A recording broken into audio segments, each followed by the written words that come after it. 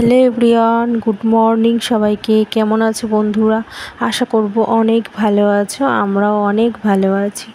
আজ রিম্পা চন্দনার রান্নাঘরে কিন্তু আবারও চলে এসেছি তোমাদের সঙ্গে। আজ নিয়ে এসেছি কাঁকরোলের একটি রেসিপি। কাঁকরোল খেতে ইচ্ছা না করলে এইভাবে বানিয়ে খেয়ে একবার দেখুন, সত্যি বলতে খেতে কিন্তু অসাধারণ লাগবে। তাহলে চলো বন্ধুরা, আজকের ভিডিওটা কিন্তু তোমরা একদম স্কিপ করো না, পুরোটা দেখার জন্য অনুরোধ রইল। আমরা এখানে কাঁকরোল নিয়েছি, 4টে কাঁকরোল নিয়েছি, বেশ বড় বড় সাইজের।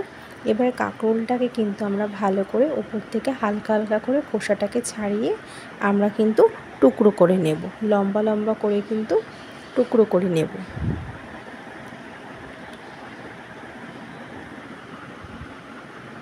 তো দেখো, আমরা অল্প অল্প করে কিন্তু খোসাটাকে ভালো করে ছাড়িয়ে নিচ্ছি।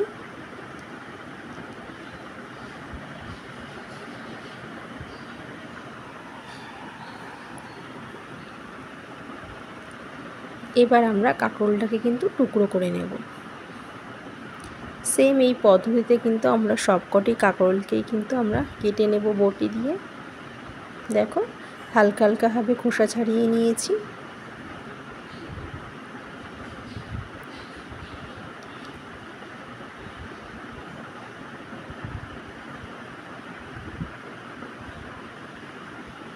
তো আমাদের কিন্তু কাঁকরোলটাকে কাটা হয়ে গেছে, আর কাঁকরোলটা কিন্তু একদমই কচি ছিল।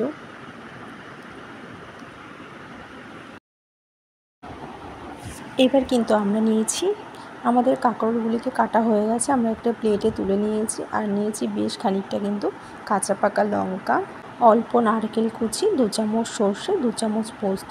জাস্ট এটুকুই কিন্তু আমরা মশলা নিয়েছি। প্রথমে সর্ষে পোস্ত শুকনো গুঁড়ো করে নেব লবণ দিয়ে, তারপর কাঁচা লঙ্কা, সামান্য লবণ, আর কিন্তু আমরা একটু জল আর নারকেল দিয়ে খুব ভালো করে পেস্ট করে নেব। এদিকে একটি কড়াইতে কিন্তু আমরা 2 থেকে 3 চামচ মতন সর্ষের তেল দিয়েছি। তেলটিকে ভালো করে আমরা গরম করে তাতে কিন্তু আমরা কাঁকরোলগুলিকে হালকাভাবে ছেড়ে দেব, দিয়ে কিন্তু খুব ভালো করে একটু ভেজে নেব। খুব বেশি বলতে হালকা করেই কিন্তু ভেজে নেব, খুব বেশি ভাজবো না। কাঁকরোলের মধ্যে কিন্তু আমরা একটু লবণ, একটু হলুদ দিয়ে নেব।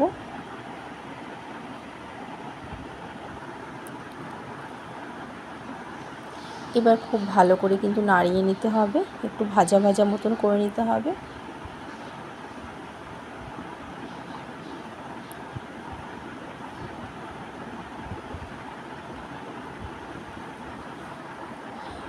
তো দেখো, কাঁকরোল কিন্তু আমাদের ভাজা ভাজা হচ্ছে।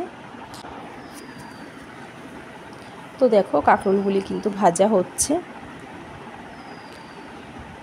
আর এই রেসিপিটা তৈরি করতে কিন্তু বেশি মশলা লাগে না, জাস্ট এইটুকুই কিন্তু মশলা লাগে, এর বাইরে কিন্তু কিছু লাগে না।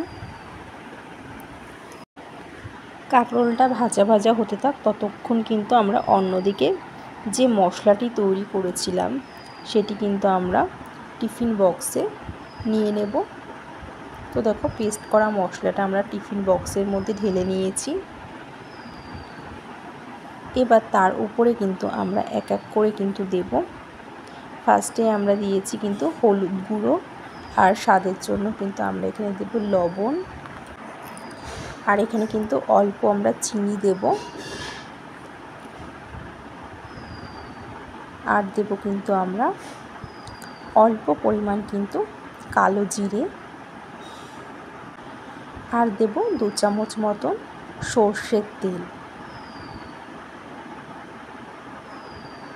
এবার কিন্তু খুব ভালো করে কিন্তু আমরা চামচ দিয়ে মশলাটাকে ভালো করে মেখে নেব। মশলাটাকে কিন্তু খুব ভালো করে কিন্তু মাখিয়ে নিতে হবে।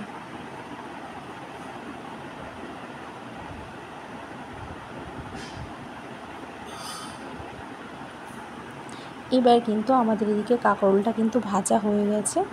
ভাজা কাঁকরোলটাকে কিন্তু আমরা টিফিন বক্সের মধ্যে দিয়ে দেব।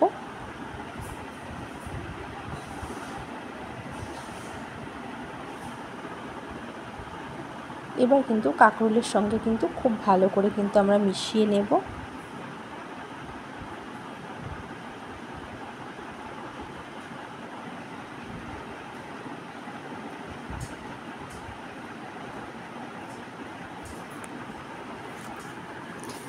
আমরা কিন্তু খুব ভালো করে কিন্তু কাঁকরোলটাকে কিন্তু মাখিয়ে নিচ্ছি মশলার সঙ্গে।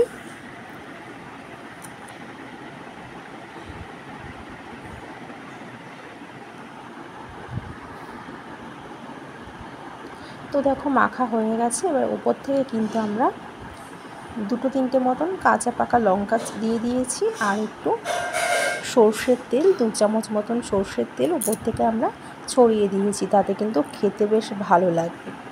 এবার কিন্তু ভালো করে একটু ঝাঁকিয়ে নেব, ঝাঁকিয়ে টিফিন বক্সের মুখটা আমরা ভালো করে আটকে নেব। এবার কিন্তু কড়াইতে কিন্তু আমরা জল গরম করে তার উপরে কিন্তু আমরা টিফিন বক্সটা দিয়ে দিয়েছি। 20 মিনিট মতন কিন্তু আমরা ভাপিয়ে নেব। 20 মিনিট বাদে ঠান্ডা করে আমরা কিন্তু টিফিন বক্সটাকে কিন্তু নামিয়ে ফেলেছি। তো আমাদের কিন্তু তৈরি হয়ে গেছে, কিন্তু খুব ভালো করে আমরা ভাপিয়ে নিয়েছি কাঁকরোল, যেহেতু ভাজা ছিল এর জন্য কিন্তু খুব একটা বেশি সময় লাগেনি। তো তৈরি হয়ে গেছে আমাদের কাঁকরোলের এই রেসিপিটা, কাঁকরোল ভাপা। কেমন লাগলো আজকে এই রেসিপিটা? যদি তোমাদের ভালো লেগে থাকে তাহলে কিন্তু অবশ্যই একটু কমেন্ট করে জানিও।